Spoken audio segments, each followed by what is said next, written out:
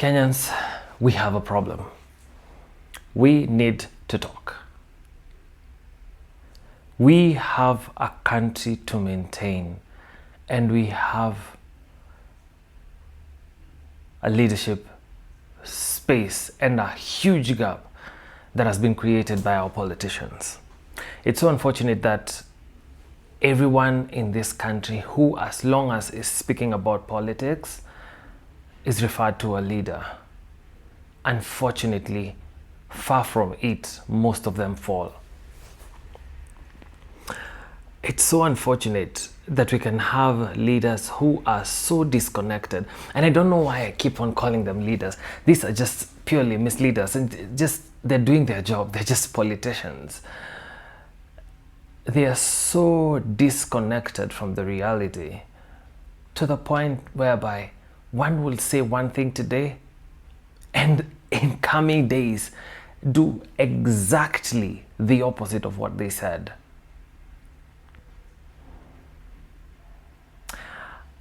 I don't know how to speak from two sides of the mouth. Well, am I perfect? No. But for someone who has been stood for something as important as a leadership role in this country, and they decide to use it for their own benefit, and just them thinking they are way better than any one of us, that speaks a lot to their character. That speaks a lot to what kind of politicians we have. There's one person who will say, today, no state person will be engaged in Harambee, and I'm going to authorize the Attorney General to blah, blah, blah, blah, blah. And comes forth and gives a huge chunk of money, just 20 million. It's just like loose change. And say, even there's more from where it came, right? I'm willing. You just tell me where you're going to get, and I'm going to double that figure. I'm going to send some of my guys. They're going to come and give you some more. You see, we are creating a space, and we are creating an identity of leadership that is not. All these people are purely misleaders. I mean, you cannot do that as a leader. You have to stick to your word, even if it is against how you feel or how you think. A leader is made up of what they do, not just what they say. When I look at leadership, I look at it from three angles. Why are you a leader? What kind of legacy are you going to leave as a leader? And what kind of leadership are you evoking to the people who follow you? And this is a look at how Kenyan leadership has failed us as a country. I believe when John C. Maxwell said, everything rises and falls down on leadership, he meant it. And I believe this as a fact. Because look at it. All the problems that we have in this country can boil down to one thing: bad leadership. People who are bestowed with power, and they decided that we're going to use this kind of leadership to our benefit. People who are bestowed with authority, and instead of doing the right thing, they think that by them doing the right thing, it is going to go against them. As a leader, immediately you say something, irrespective of how you feel about it, because it's going to benefit all of us. Just stick to it. Why are you in leadership in the first place? You see, most of them, I think, or rather, whatever they have created for us, that is whatever they say in public or whatever rhetoric they keep on saying, it's just mostly about them. And the unfortunate thing about life is, leadership is not about you. The greatest philosopher who ever walked on this earth, he said, the greatest amongst you shall be your servants. I can't speak of a handful of politicians in this country who are servants to the people that they lead or they serve. Correct me if I'm wrong. Most of them serve their own interests. I do believe when he said that the greatest amongst you shall be your servant, it was a principle in life whereby if anyone has to rise up to that point of leadership, they'll have to make sure that the fact that they are there, they are serving each and every individual, irrespective of how they feel about them, irrespective of where they are in life, irrespective of the kind of disparity that they may be having, either economically, socially, religion-wise, or even ideologically. You have to serve everyone irrespective. And that is the basis of leadership. Why are you there as a leader? Why are you there? Are you there to serve your tribe? Are you there to serve your family? Are you there to serve your clique of, politricians? I mean, we have a long way to go. If the only reason why you're in leadership is because you want to punish the regime that was before you, because you feel, this is going to massage my ego. It's not about that ego play. We are talking about a country here. Guys, let's focus. There is no way we are going to sit down and just have leaders who have no even idea of what it means to be a Kenyan. You're out there just clapping for other heads of state because they're doing whatever is right by themselves. And you can't just stand and say, irrespective of who you are or what you stand for, you're a Kenyan and I'm going to fight for your rights irrespective. We're obviously not going to mention names, but we know when we say some of us or some of our leaders don't have an idea what it means to be a Kenyan. Why are you there in the first place? Just because you're well connected? Oh, please. You're there to serve people. You're there to serve human beings. You're there to serve the human dream of being a Kenyan. You're there to make sure that everyone believes in a greater nation, in a greater country, in the vision that we have for our country. By the way, guys, do you have a vision of this country, man?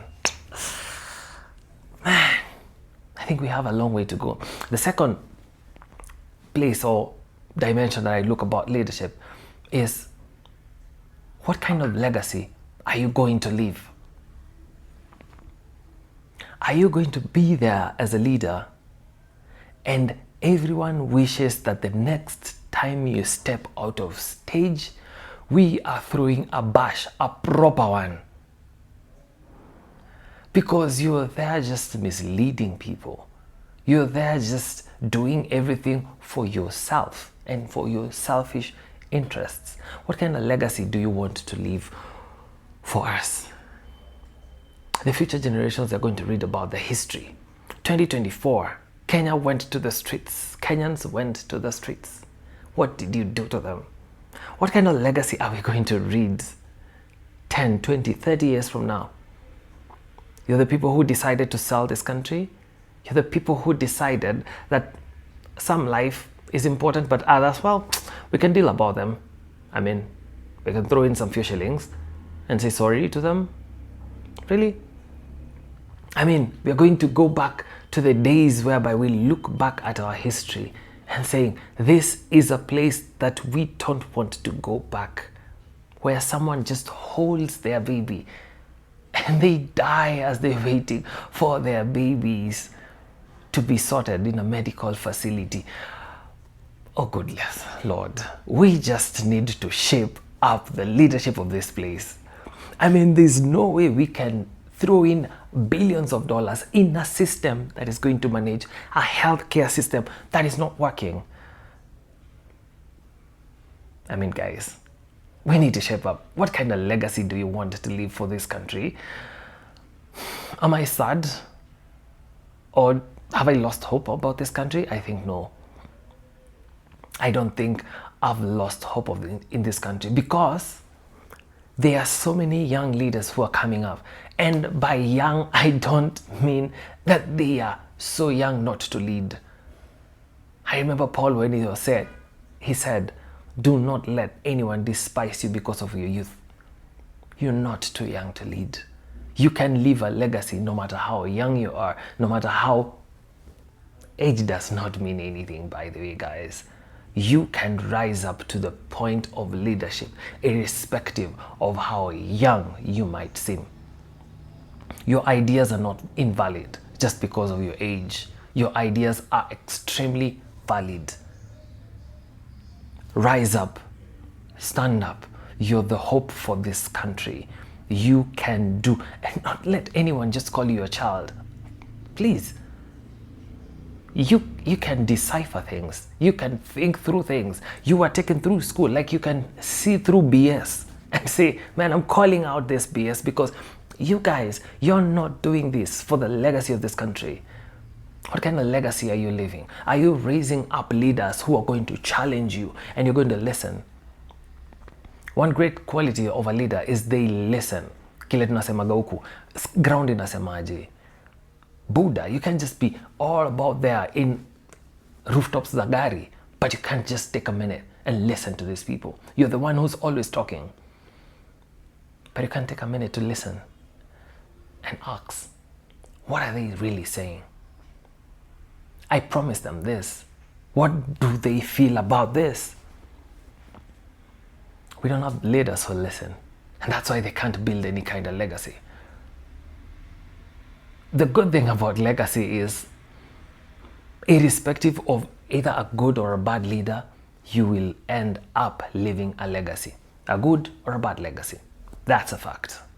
And the third and the final thing, which I really hope that the leaders who have been bestowed for these leadership roles really know, is a good leader makes people believe in them. But a great leader makes people believe in themselves. If you have to remind us each and every day that you're the commander-in-chief of the armed forces, just think about your leadership. I said it. As long as you're a good leader, you'll always remind us that you're the person in charge, that you can tweak in some little policies so that they can favor you and favor your friends. As long as you are in leadership, you have to inspire hope in the peoples that you lead, in the people that you have been bestowed for authority. You are just a custodian of that authority. Just make good use of it for a moment. You're not here forever. Even the greatest leaders of all times, all of them, right now we read them as history. What kind of history are we going to lead with? And when we read about your history, what are we going to say? These are the dark days that we don't want to go back to? Or these people inspired a whole generation of hopeful Kenyans? We have a duty and a role as Kenyans. We can change the situation in this country. We can actually set up this country for a greater and a greater role in future.